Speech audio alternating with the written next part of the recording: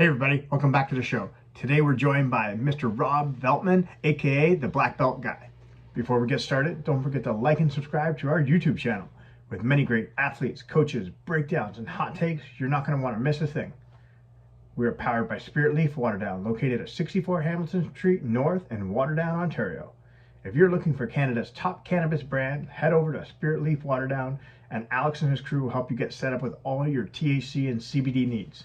In-store options are finally available in Ontario, and don't forget to use the promo code to save some money. Just follow them on Instagram and use the promo code CHPodcast10 and you'll get your savings. We are also sponsored by Project XGuard. Project XGuard has been helping underprivileged youth get connected with Jiu-Jitsu throughout the GTA, and they continue to do so. If you know anyone who would benefit from this program, reach out to us or Project XGuard and we'll help them get connected. Thanks everybody, and we'll see you on the mats.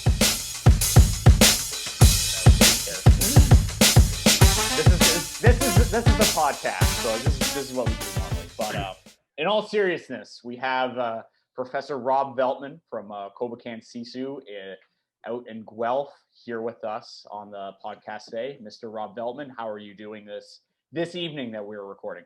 I am doing great, thank you. How are you guys doing? Definitely doing good. Good. After we got through all our technical bullshit, so we're good. So Rob, what have you been up to? It's been a crazy year and a bit, to say the least. What are some things you've been up to? What have you been doing during this time with COVID from March 2020 to now? What's been keeping you busy? So March 2020 to now, I've been playing a lot of Mr. Mom, actually. I've got two young kids. They're in homeschooling, so helping them out a lot. Still trying to keep our club going, doing online Zoom classes, and started up a YouTube channel about self-defense, that Black Belt Guy, and that's taken up a lot of time as well. And then on top of that, my wife and I invest in real estate, and so I'm actually busier now than I was before COVID started. Yeah, like I feel like a lot of people have kind of like taken their businesses into a totally different route than they were normally had, it kind of systematically working a certain way. And then especially when you start adding like Zoom classes or like special one-on-one things like on Zoom, it kind of changes the way you kind of look at your business more than anything. Oh, absolutely has to, yeah. And for us, I mean, the Zoom classes have been, we're getting some revenue for it, but we're not paying our rent with the Zoom classes alone. So we really need to open back up for us to get going again. Yeah, I especially like, it's not just you guys, right? It's like everybody in the entire, like pretty much I'll say the province for sure. Like everybody's been really hamstringed from, being shut down for like almost close to a year now. Yeah, especially since the last lockdown, which has been since October. Yeah. And for us, we had some money put aside for a rainy day, and that rainy day is come and gone. Like, I know other clubs that have gone under. Syl Moroney in Montreal, I know. Rodrigo Mandaruca down in the States, he's shut the doors.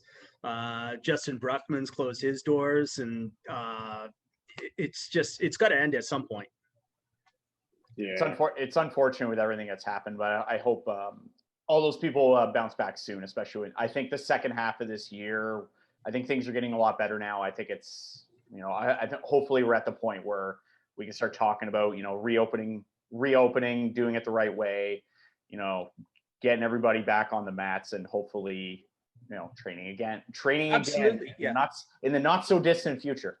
So what do you guys, I know, Mike, your wife does jiu-jitsu, does she not? Yeah, she does. Yes. Yeah. So do you guys have mats in the basement or something that you use? We got it. We have some mats in the garage. I have like, gym equipment. So I've been trying to keep myself busy with that as well. And I think like a lot of people like in the martial arts community, they've had to adapt and evolve. Like me and Aaron, we work in the fitness industry, and we've talked about that a lot on here. And we've had to adapt to the situation just like anybody else. So we've had to offer, different things on Zoom.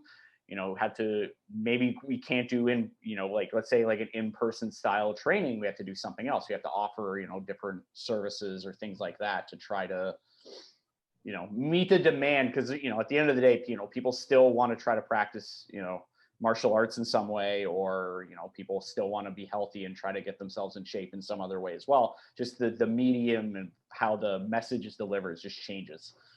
Absolutely. Yeah. I know for me, like I've had a bunch of people reach out wanting to do private lessons at the club, and our club's a not-for-profit organization, so we try to do absolutely everything by the book. So our insurance is null and void if somebody comes in, does a private, and like stubs their toe or something and then has a problem. So I've had to turn down a lot of stuff like that, which would have really helped, but it is what it is. And yourself, Aaron? Like, I have a set of mats in my basement, and I have a 5-year-old that I practice my leg lock game on. So, you know, like I've been tuning those skills the best I can. Aaron hooks and toe holds. Yeah, exactly. Aaron has actually a system out, an instructional on decimating 5-year-olds. Okay, I'll have to check that out. You're that black belt guy. Aaron's that, you know, child beater guy on Instagram. I think that's actually his new Instagram handle after this. Yeah, no, we don't want to plug that at all, because that's bad news. But I don't want Child Protective Services being called on it. I don't. For the record, it was the DVD was a joke. Look at it, check it out on Instagram. It's absolutely hilarious. No children were harmed in the making of this DVD. Only the grappling dummy that Aaron greatly edited in. Yeah. That's my fun stuff. But no, like everybody, like I've tried to keep as connected as I could, and obviously like training with like a certain individual that's been in a bubble format, like that's all I can do, right? And just kind of, as we say, like we're the outlaws. No, so what do you mean you're doing illegal stuff, Aaron? I would not. No, not at all. I can't say that. I'm just saying the outlaws.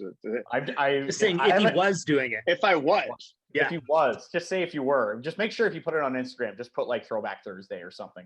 Exactly, in 2022 or something like that. Yeah. Hopped in a time machine, went and trained, and then came back. So kind of like now, Rob, like when you look at your kind of like the idea of like Zoom, and obviously like the eventual having to go back to in-person classes, are you still going to kind of like format your business like to have that option for Zoom individuals that might not be ready to kind of make that happen, that change, or kind of like, okay, that's it? We have been doing that. So as we sort of close down, reopen, and the problem is when we first closed down, like everything came to a screeching halt, and we started Zoom classes, and we had people doing them, and then they sort of tapered off, and by the end of it, nobody wanted to do the Zoom classes anymore. And then when we reopened, it was very slow getting going, and we still had some people wanting to do the Zoom classes only. So we kept the Zoom classes going simultaneously with our in-class sessions. And then again, shut down, and same thing, like it started off strong and tapered down. Now this last time around, we actually have a bunch of grappling dummies that we got for use in class. And this last shutdown, I said, hey, if anybody wants to continue doing Zoom classes, feel free, like let me know. You can sign out one of the dummies, take them home with you, and then keep working at home with us. And we've had much more consistent attendance since we've done that than the first 2 times around. Okay. What do you think training is going to look like, you know, after, you know, this reopening, or like maybe after, you know, COVID dies down more? You know, are there going to be some changes to like class structures? Do you think there should be some changes? Like, how are you going to structure things? Like, what are your thoughts, like post-pandemic world? Like, what are going to be some things that are going to be a little different? We're going to do whatever we have to do. And I'd like to see things just go back to normal. I personally believe COVID's around for a long time. It's not going anywhere. So if people are vaccinated, I think it's going to make a big difference. And there's a big debate about that. Should you or shouldn't you? But the fact, and especially the fact that some people have caught it 2 or 3 times now, like Cristiano Ronaldo, I believe, caught it twice. So okay, yeah. Soccer you player. hadn't heard that, Aaron? Or no, I wasn't aware you got it that many times. From my understanding, he's caught it twice. But the fact that you can catch it twice leads me to believe that it's not going anywhere. So we're going to have to learn to deal with it somehow. And whether that's through vaccinations or whatnot, but we can't keep everything shut down forever. People are losing their businesses, they're losing money. Mental health situations are at an all-time high. I don't know if you guys talk to any police officers or yeah. So I trained several of them, and they're like, yeah, like things are through the roof in that department right now. Yeah, that's a tough one too, because like it's like you're battling two different things, obviously. And I'm not going to get into the whole debate of whether it's a political crisis or a health crisis, whatever, right? But especially when it's kind of like a little bit of everything, honestly. It's a little bit of everything, right? But when we look at like mental health, where it's like then again, this is a critical thing where we want to create as many possibilities for individuals to find an outlet for mental health, but we're also limiting those individuals and what they could do for their mental health. So it's like catch-22 and you're fucked either way. And yeah. And again, I'm not expecting you to have the answer, but it's like, what do you think is like the solution to kind of like build upon this? Because I think that's the key thing. We all got to get out of this, and we got to keep our mental health at strong. Yeah. And I don't know, like you said, I don't have the answers. But I think we need to open up at some point, and just things are going to happen as they happen. We can't stay in a lockdown period for 5 years. It's just going to kill the economy, and all the mental health issues are just going to go through the ceiling at that point. So people need an outlet. So I think that, things need to open up for people to be able to get out and do stuff and get their mind off what's going on. I've had a bunch of students reach out to me and saying like, that's their biggest issue right now, is they need something to do to get their mind off stuff. Yeah, it's definitely an issue. I think it's just, having, a lockdown or a shutdown, like, I'm once again not here to debate it, but I think it's also not, like, you're right, it's not a long-term solution. It's a short-term solution to like a problem, but like you can't repeatedly use it as a solution, or you can't use it as like, okay, we're just going to do this and this is how things are going to be going forward. I think long-term, you mentioned it, like, vaccinations. I think things like that will help to, it's not going to make COVID disappear, but I think it'll get it significantly more under control. Yeah. So that way we can, go out and live our lives a little bit more. Yeah. So what I wanted to ask you, Rob, so like I know like you have a black belt in Brazilian Jiu-Jitsu, you also have a black belt in Judo, which is amazing how you can combine both worlds, obviously from the stand-up all the way back to the ground. And you kind of look at that whole idea of like new school versus old school, like obviously the transitions of like the no-gi and gi, like where do you kind of like see like the trends going, especially where we look at like with the stand-up game, or is it more kind of like from obviously from from standing to floor, or is it starting from the floor? Where do you kind of like see the game kind of moving towards? You're talking about sport competition? Sport competition, or just like in general? So for myself, like, to be honest, I don't follow sport really closely. If somebody recommends a good match, I'd love to watch good grappling, regardless of what form it's in, be it judo, jiu-jitsu, no-gi, but I don't follow it closely. But I've always looked at martial arts being for self-defense first. So for self-defense purposes, I think you need takedowns, because you could be fantastic on the ground, but if you can't get the guy there in the first place, then it doesn't do you any good.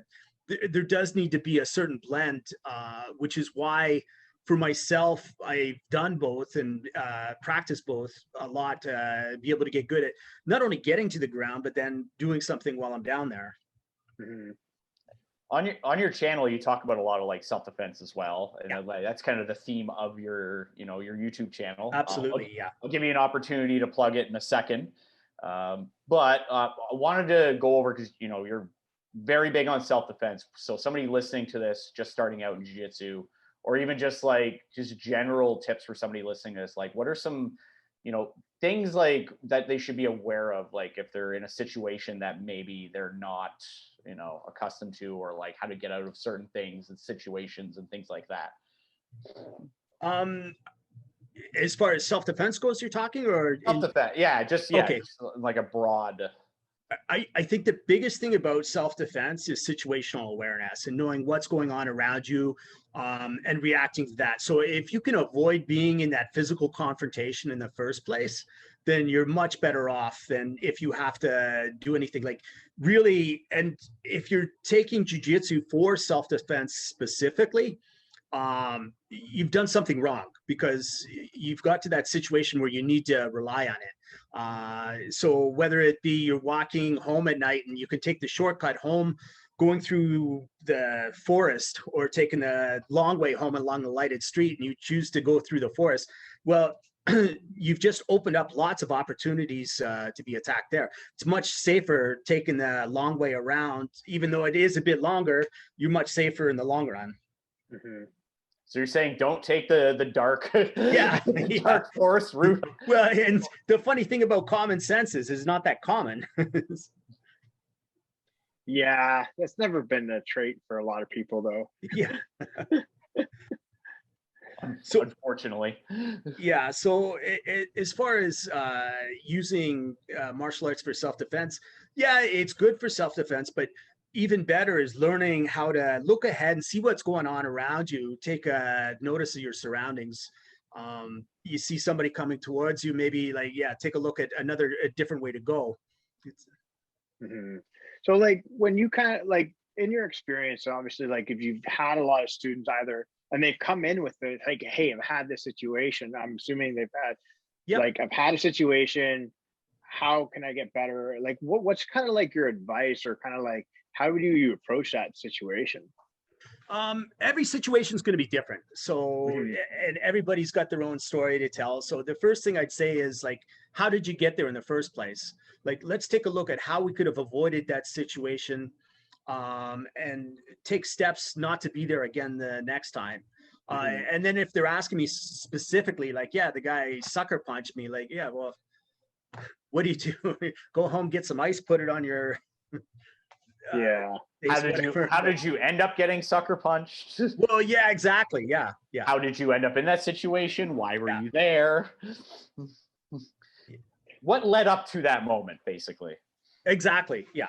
What are some of like the craziest things that you've seen? Because I just going through like, you know, your YouTube channel, that black belt guy, shout out. What are some things that you've seen or you've read in like the news or anything that you've gone over on your YouTube channel where you're just like, what the hell is going on here? I'd have to say, I don't know if you saw the article on the lady that got bear maced in Ottawa. No. Was that the she got bear maced in Ottawa? Yeah, so she had somebody contact her through a Facebook group, saying, "Oh, I just saw that you're recently had a child, and I've got some clothes if I can pass them off to you." So she met up with her. She dropped off the clothes, and then the next day or 2 days later, I believe, she phoned saying, "Oh, my boss is giving out gift baskets to new mothers for Mother's Day." So the lady showed up at her door and bear maced her in the face, then pushed past her, went in, grabbed the new baby, and took off with it. Oh, Jesus. Yeah. So for her, she was like, I knew, and she was yelling the whole time, like, "Oh, this is my baby. Like, what are you doing with it?" And she said, "Oh, like I couldn't see anything. I was completely blinded by the bear mace." And I realized she wasn't going to hurt the child because she thought it was her kid.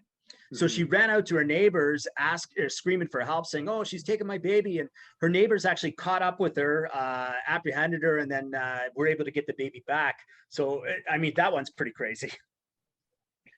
Yeah, that's a little, like, and again, like, it's like, how do you defend against bear mace? There's no self-defense for that. Who carries around bear mace? But again, like, it's what I want to know. Like, you look at like intent, right? Where it's like this whole thing, or like there's a legitimate intent to do harm. Like, you're not expecting anything like that. Like, that was orchestrated. Like, that wasn't even like something just happening out of the blue. Like, this is an orchestrated plan.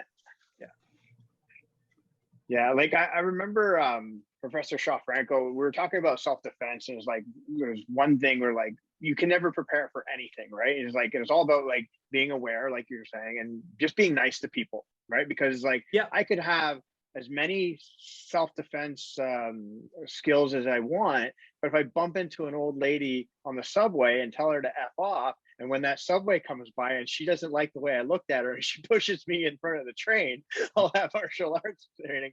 It really helped me very much. You're right. And all it takes is like for you to slip on a couple of pedals on the ground, fall back, hit your head. It's done. Like it just doesn't make any sense to try to get into a confrontation.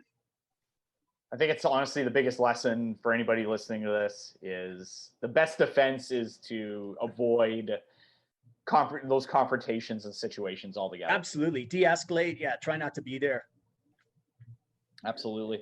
One thing I wanted to talk to you about is like getting into, you have a lot of martial arts experience. Like, how did you end up even starting with like judo and jiu-jitsu? And you've been training a very long time.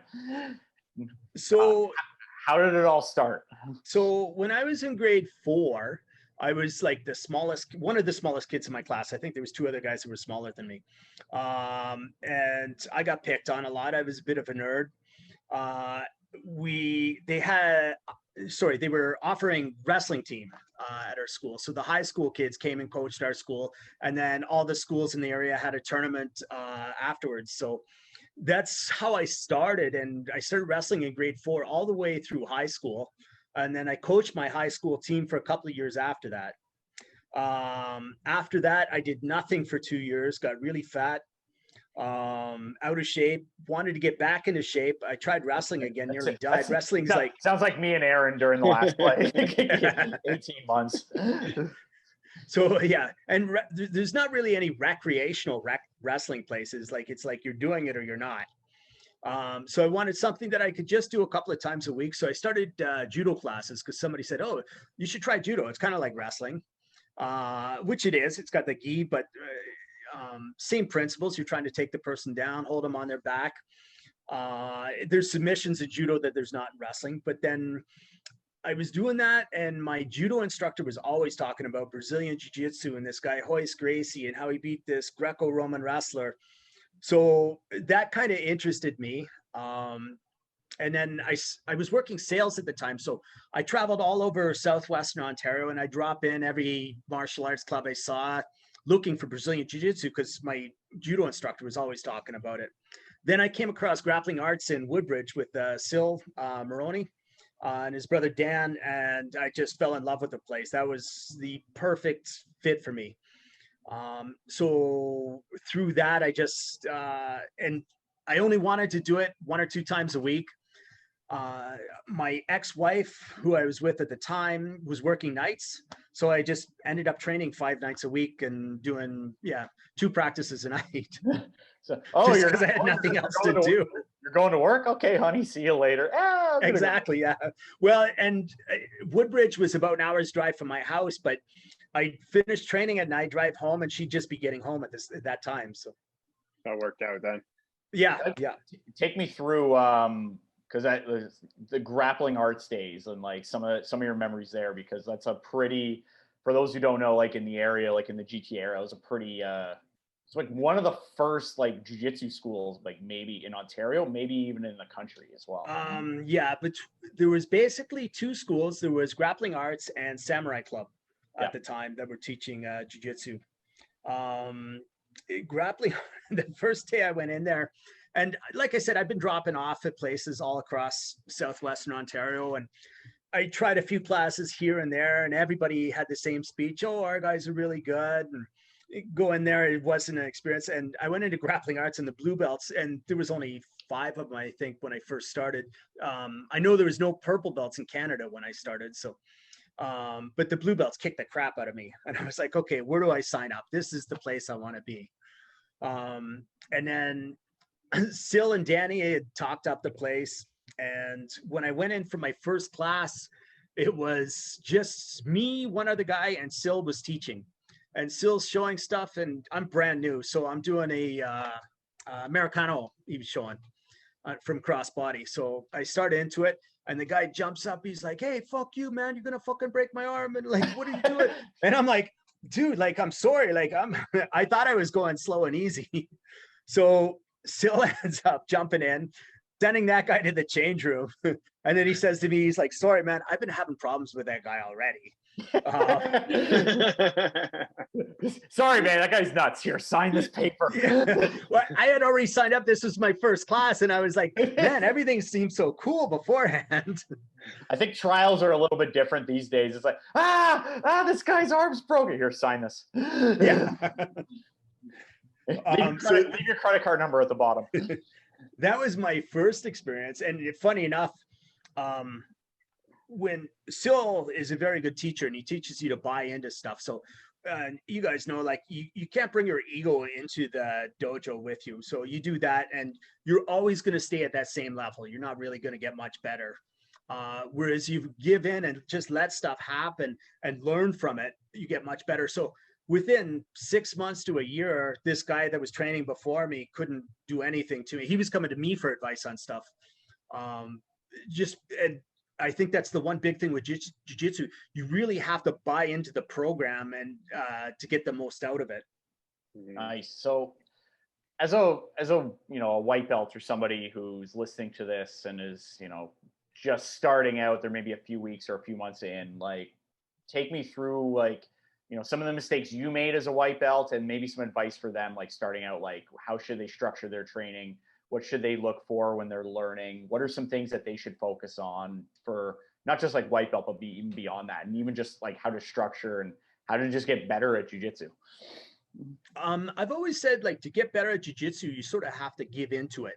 Or as Hickson says, yeah, jiu-jitsu is perfect. It's humans that are flawed. And basically, so when you start practicing, and it's common for you to rely on strength over technique. So you're trying to power out of everything. And I think the biggest thing that made a change for me is, and Syl had said this, like, stop using strength, no strength, zero strength, zero strength. And when I started doing that, you start to see a lot more things because somebody pushes your arm down. Now you've got to work around the arm rather than trying to force the arm up. So my arms might be isolated, but I've got the rest of my body that I can position with. So I'm learning a lot more doing that than trying to fight with just my arm and focusing on one thing. So the biggest thing would be, no strength. Try to find ways to do things without using strength. Using the other person's leverage against them is huge. And I think if you can get that in mind and work on things that way, it makes a huge difference. Did you hear that, Aaron? Can you stop like spamming toe holds on me when I try to do stuff to you? Do stuff like that. You're a very flawed memory. I'm going to tell you that. That's true. All right. I seem to recall the last time we trained, whenever I get to your back and then that was probably 18 months ago. So you have probably no idea what happened. I probably forgot what a back choke is, but like at the time when I did that and then when we would start again, you seem to just grab a toe hold or a foot lock and then just try to reef on it like really hard. It doesn't make any sense the way you say it, but sure, whatever. Let me ask you this, because obviously, like, being a black belt for so long already now, and then obviously like seeing jiu-jitsu from like its early form to like kind of where it is now, even like with sport competition and all that, like, what if like when you look at like that different techniques or different things that you've seen over the years where it's like one spot where you like really got like mind boggled and you didn't really realize that like jiu-jitsu could do this, or whether it being like a certain technique or a certain like sort of like flow, like, you know what I mean? Yeah, roll with Rodrigo Mandaruca, and you see that every time. I like to roll with him and then realize just how much I really still suck at jiu-jitsu. Yeah. And how heavy somebody is and how, but it's not even that he uses that. I mean, he uses it, but yeah, and just how he moves so incredibly well. Yeah. I remember the first time I met him, he was doing a seminar at Danny's in Woodbridge. I was teaching in Guelph that night. And I think Rod was a purple belt at the time. But anyways, so I finished my class, drove to Woodbridge. And by the time I got there, guys were just rolling. So I ended up rolling with Rodrigo and he just smashed me. And I hadn't been dominated like that in years. So I'm walking off the mat, my head's hung. I'm like, holy crap, man, he just killed me. And I don't know if you guys know Joe Ferraro. Yep. Yeah, so Joe's there and I come off the mat. Joe's like, man, did you ever do good? I'm like, what are you talking about? He killed me. He's like, well, you could actually stop him here and there for a bit. Like everybody else, he just did whatever he wanted when he wanted. So, but absolutely humbling experience, like rolling with somebody that good that just, and he does the same thing. Like there's no strength in his techniques. He's a big guy, but he doesn't overpower you. He just, uses his positioning and does what he wants. He's just so positionally strong. It reminds me of another, I rolled a lot. I trained a lot with Zach Maxwell in San Diego. So I was down I was down there for a few months, and he was just like, maybe like a little bit smaller than me. And I got a similar like talk from like a few people. They're like, wow, you did really good against Zach. Meanwhile, I'm just getting flattened for like we're doing like a black belt 10-minute round, and it's just him just driving his shoulder into my face for like 10 minutes.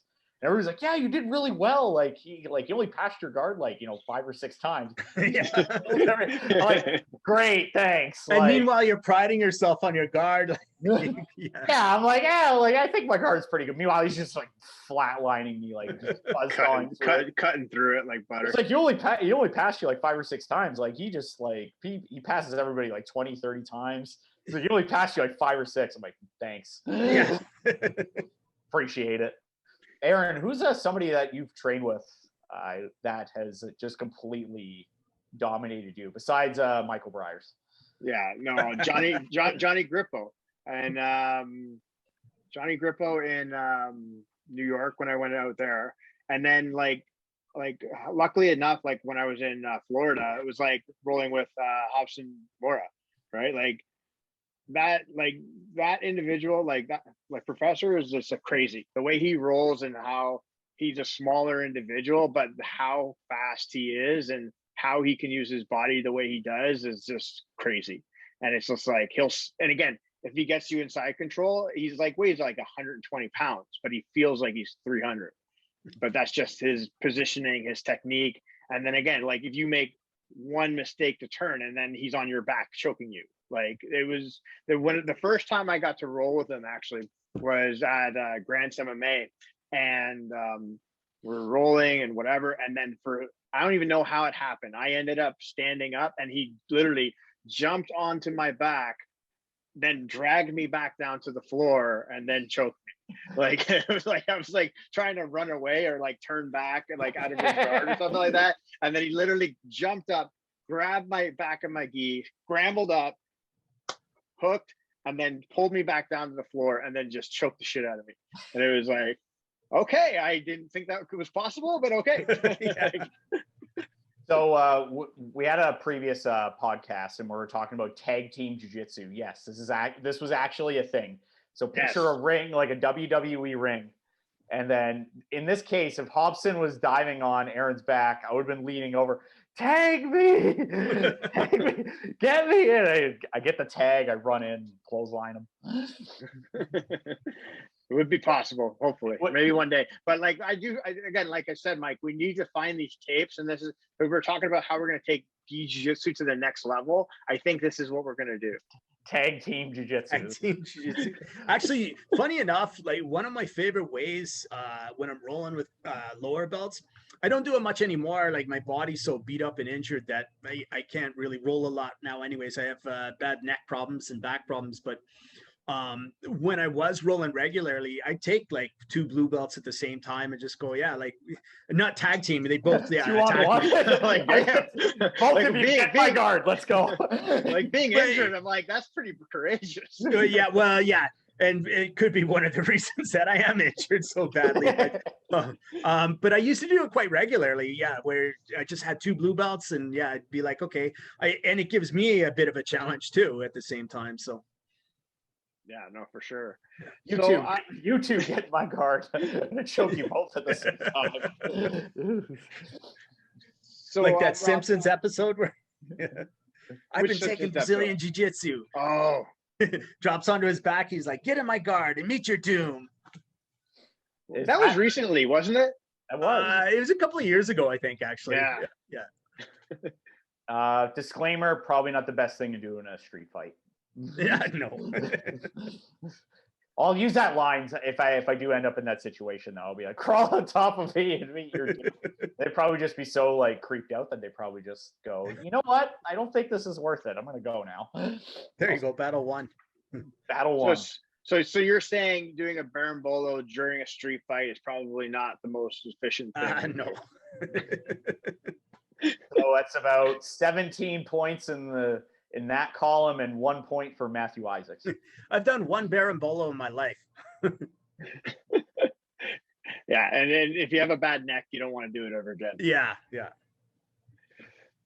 So, Rob, I don't know if you had a chance to listen to John Danaher's last interview with Joe Rogan, but he was talking about it was kind of like the ways to take jiu-jitsu forward, and it's like the things that flaws is like what jiu-jitsu had was like the leg lock game was one thing that needed to be improved upon, and they kind of figured out the formula for that, right? And then there's they do all right with it. Yeah, like they figured the part out on the Danaher side that he's saying, right? The other part where he was looking at it like systematically was saying, okay, jiu-jitsu has to figure out how to get the fight to the floor. But obviously it implies that you're using other martial arts, whether it being wrestling, judo, something else, to get the fight to the floor, and it doesn't have its own entity. So now, obviously, with having the experience as wrestling and judo, is there anything else really that we're not seeing that Danaher's talking about, that getting the fight to the floor that can be jiu-jitsu itself, or is that more focusing just on wrestling and judo? I think so. When I started anyways, if you watch blue belt, purple belt matches, guys would pull guard a lot. But if you watch higher level guys, black belts, it was a lot of it was actually who got the first takedown was going to win the match.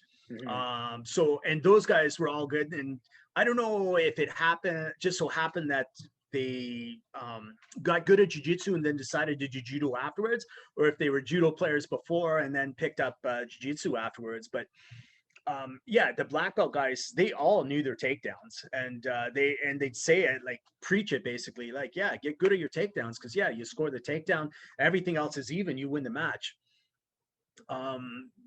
So as far as that goes, like, and now I actually stopped going to, part of the reason I stopped watching a lot of sport jiu-jitsu was I got sick of the guard pulling, guys jumping in and working from there. I'd rather see two guys try to take each other down, end up in the dominant position, and then work. What you're saying is you're never going to watch any of my matches ever again. I was going to say something, Mike, but I was like, no, I'll let it go.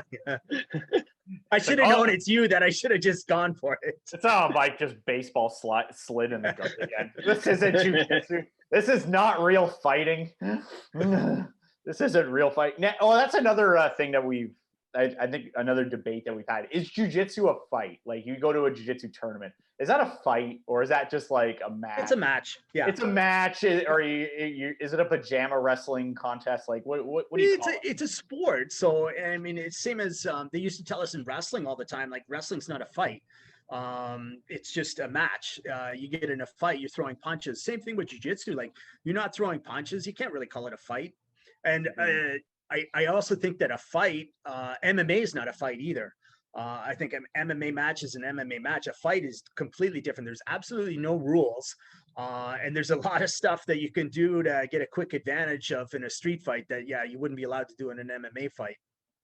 Eye gouging, fish hooking. Eye gouging, fish hooking, whatever. Like, punching the balls, something else. Yeah, grab and twist the balls. Take this fight out of you really quick.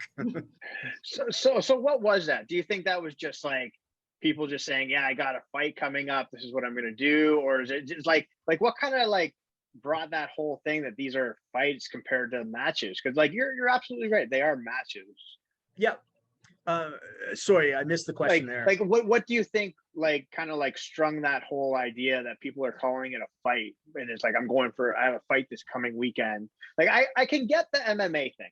I'm like, I'm not gonna. Sorry, can you guys excuse me for just a sec here? Yeah, sure. Yeah, go right ahead. And this break is brought to you by Spirit Leaf Waterdown, located at Aaron Gall. What's the address? 64 Hamilton Street North in Waterdown, Ontario. Send me Currently, right location.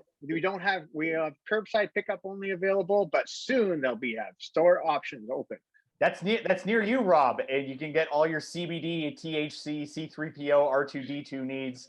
Curbside pickup. You're going to use promo code CHPodcast10. You're going to get 10% off your order by proving that you are a Choking Hazard podcast listener. It's where you can pick up all of your devil's lettuce, if you know what I'm saying.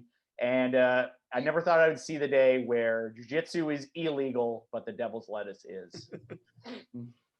Spirit Leaf Waterdown. One more time, Aaron. Send me 64 Hamilton Street North in Waterdown, Ontario. Send me location. Send me. We do actually have a Spirit Leaf here in Guelph, so there we go. Yeah. But they don't sponsor us, so it's only Waterdown. Yeah, okay, so Spirit Leaf Waterdown. Okay, all you people from Guelph, go to Waterdown. Go to Waterdown. It's not that far. Come on, like it's just down the road. It's a nice drive. Yeah. Yeah, it's good to go. Yeah, we had to get a little ad read in there, so we're good. Yeah, not a problem. Yeah, one of my little ones was sneaking down the stairs here. So. Yeah, no worries. Hey, get back up there. I went to see what he wanted, and then I just heard all the way upstairs. Yeah. Oh, he spotted me. Where were we, Aaron? Where were we? I was just asking, like the MMA fighting, like, okay, the guy says I got a fight coming weekend, or I'm in fight camp. I get that. I'm not even gonna go there. But like, obviously, like with like BJJ guys are like, yeah, I got to fight this weekend, which is just a tournament, right? Yeah, like, Aaron, do you know why? I don't want to cut you off. I'm trying to pick up chicks at the bar. I got Ah. a fight coming up, man. You know what? I got a fight coming up. Like, I'm gonna be pulling on this guy's lapel so hard. Gonna be a fight. Whenever I get Aaron's lapel, it's a fight. I don't care what anybody says. This is real fighting. Hashtag real fighting. Getting that trending. Would you agree, Rob? No. God no. Sorry, agree with which part? with picking up girls? Is that's the reason why they call it a fight? That could be a good reason, or a big reason for it, for sure. Yeah. But yeah, it's not a fight. Like there's rules to it. And I mean, boxing, even I'd say, like it's a boxing match. It's not a fight. Mind you, I would not want to go and start practicing boxing at this point either. Yeah. Actually, while we're talking about boxing, so tonight is the Floyd Mayweather versus Logan Paul match. Oh, really? Match. Yeah. We have to underline match. You know what? I just saw something about that today or yesterday on the internet, and I was like, oh, there's no way he's gonna fight. Oh, it's like actually happening like this evening. So like now that you kind of like see that, like obviously like it's an exhibition. There's no judges. It's KOs are allowed. They're shooting with 10-ounce gloves. Do you see any chance in hell that Logan Paul could do anything to Floyd Mayweather, or no? This is I mean, folly. As they say, you know, like everybody's got a puncher's chance, but yeah, I would think that Mayweather, tears him to pieces. Yeah, that's my sentiment. I'm not sure about you, Mike, but what do you think? Oh, I think Logan Paul is totally not going to I think probably get the better of that exchange. I think Floyd defensively is very, very good. Maybe one of the best boxers I think I've ever seen defensively. Like, he just doesn't, for a sport where the objective is to punch somebody in the face, he doesn't get punched in the face very often. And it seems like everybody gets punched in the face at some point. Yeah. I can remember maybe on one or two fights where matches, gotta say matches, where I've actually seen him get hit. I think the only time I've actually seen him get hurt was when he fought Shane Mosley. And this is like 10 years ago, where he got clearly cracked really hard. That was the only time. Yeah, I think that's the only time I can remember where he was actually like wobbly and everybody's like, oh my God, he's going down. And then he just clinched, grabbed, took his time to recover. And that's part of the reason why I'd say boxing's not a fight. Yeah, he got clipped really good, and then he clinches, grabs, the referees start to break him up. He's got a few seconds. In a real fight, the guy's taking you to the ground, and especially you're that wobbly. Yeah. I mean, it'll I think it's like, I always wonder, are we ever going to see like somebody as dominant as Floyd, right? Like, are we ever going to see somebody like that again? Right? Or we look at like even like in MMA, like will we ever see another like John Jones or another like Anderson Silva at his prime, like just being so dominant the way they were? I get like there's always a next best thing, but like when you see like these iconic people, will you ever see them again? Like that's a curious thing. I think at some point, yeah, you're going to see it come around. Do you guys follow hockey at all? Or yeah, I mean, McDavid's year this year was up there with Lemieux and Gretzky's years. So, and it's been a long time in between, and nobody thought it would ever come again. But there he is putting up those kind of numbers. I mean, mind you, it was a short season, but yeah, I think he would have kept it up through the whole thing. Yeah, I don't want to talk hockey. It's too hurt. It's too. You're a Leafs fan, are you? Yeah, it hurts too much right now. Especially, I think Montreal won today, and I just like everybody. Like, you're gonna jump on. You're gonna jump on that bandwagon. I'm a Habs fan. I'm recording the game. I'm like, listen. When that bandwagon comes by, I'm the guy gonna ignite the bridge on fire. Okay, that's who I am. Let it burn. Then that will be a real fight. Like, I don't want to talk about it. I think it was funny because like everything on Instagram, all like the negative like Leaf stuff, I just repeatedly just tag Aaron Gall. Yeah. So you have 64 tags from Michael Breyer's Aaron Gall.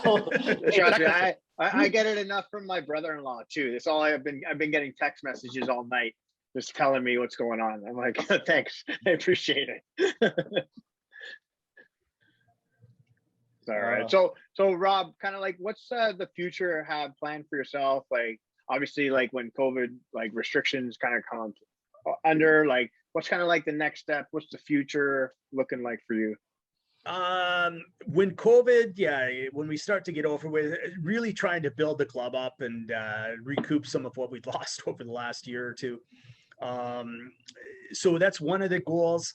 My YouTube channel, again, trying to get that up and going, and hoping that gets going enough so that if anything ever does happen like this again, then I've got a secondary source of income coming in. Yeah, and just for those listening, just one more time, what's your YouTube channel? We want to give you a follow. That black belt guy. That black belt guy, Mr. Rob Veltman. It was an honor to have you on. I want to give you closing thoughts, anything you want to say? Do you have any sponsors you want to shout out?